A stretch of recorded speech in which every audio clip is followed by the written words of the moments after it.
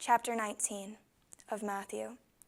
When Jesus had finished saying these things, he left Galilee and went to the region of Judah, to the other side of the Jordan. Large crowds followed him, and he healed them there. Some Pharisees came to him to test him. They asked, "Is it lawful for a man to divorce his wife for any and every reason?"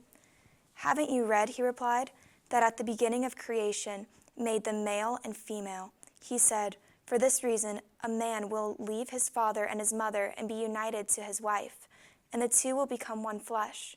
So they are no longer two, but one flesh. Therefore, what God has joined together, let no one separate."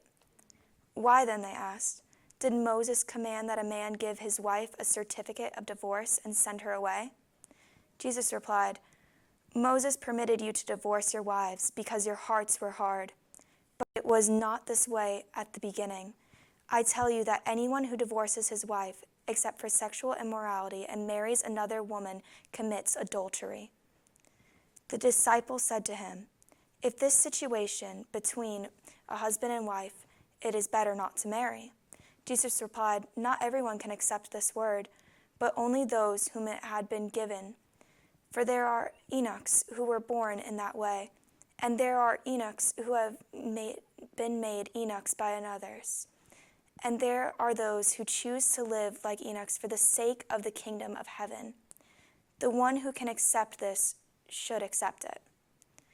Then people brought little children to Jesus for him to place his hands on them and pray for them.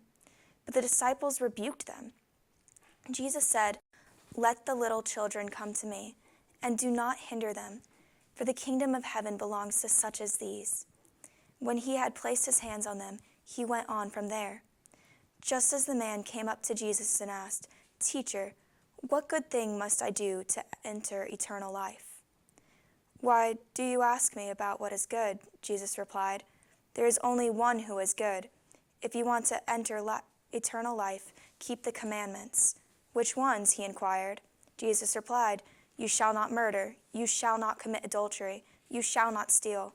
You shall not give false testimony. Honor your father and mother, and love your neighbor as yourself." "All these things I have kept," the young man said. "What do I still lack?" Jesus answered, "If you want to be perfect, go, sell your possessions and give to the poor, and you will have a treasure in heaven. Then come, follow me." When the young man heard this, he went away sad, because he had great wealth. Then Jesus said to his disciples, "Truly I tell you, it is hard for someone who is rich to enter the kingdom of heaven. Again I tell you, it is easier for a camel to go through the eye of a needle than for someone who is rich to enter the kingdom of heaven." When the disciples heard this, they were greatly astonished and asked, "Who then can be saved?"